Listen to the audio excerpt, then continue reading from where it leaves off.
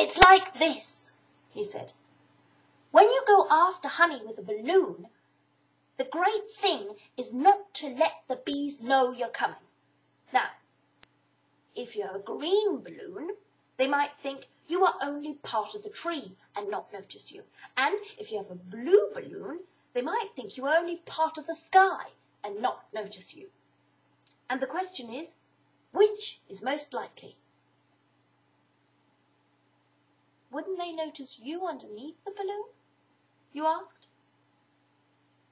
"They might, or they might not," said Winnie the Pooh.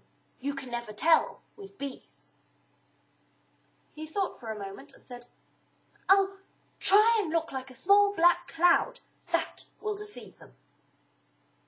"Then you'd better have the blue balloon," you said, and so it was decided.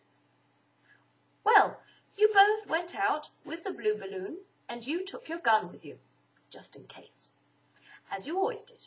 And Winnie the Pooh went to a very muddy place that he knew of, and rolled until he was black all over.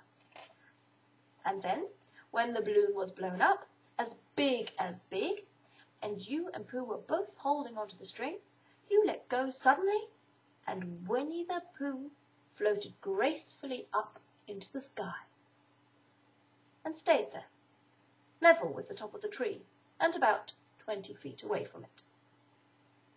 "Hooray!" you shouted. "Isn't that fine?" shouted Winnie the Pooh down to you. "What do I look like?" "You looked like a bear holding onto a balloon," you said. "Not," said Pooh anxiously, "not like a small black cloud in the sky?" "Not very much." "Ah, well, perhaps from up here it looks different. And as I say, you can never tell with bees." There was no wind to blow him nearer to the tree, so there he stayed. He could see the honey, he could smell the honey, but he couldn't quite reach the honey.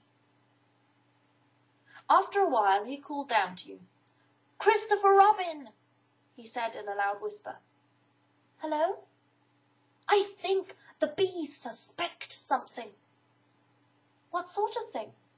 "I don't know, but something tells me that they're suspicious." "Perhaps they think you're after their honey." "It may be that. You can never tell with bees." There was another silence, and then he called down to you again. "Christopher Robin." "Yes?" "Have you an umbrella at your house?" "I think so." "I wish you would go and bring it out here and walk up and down with it and look up at me every now and then and say, 'Tut, tut, it looks like rain.' I think if you did that, it would help the deception which we are practicing on these bees." Well, you laughed to yourself, silly old bear, but you didn't say it out aloud because you were so fond of him, and you went home for your umbrella. "Ah, there you are," called Winnie the Pooh as soon as you got back to the tree. "I was beginning to get anxious.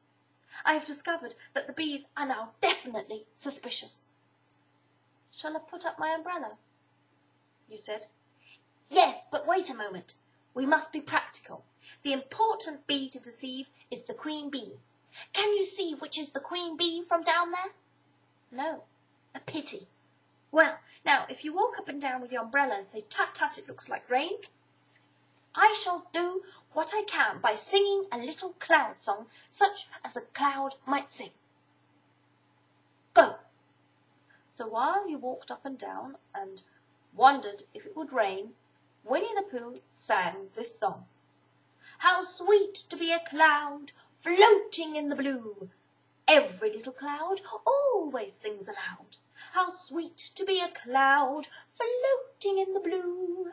It makes him very proud to be a little cloud." The bees were still buzzing as suspiciously as ever.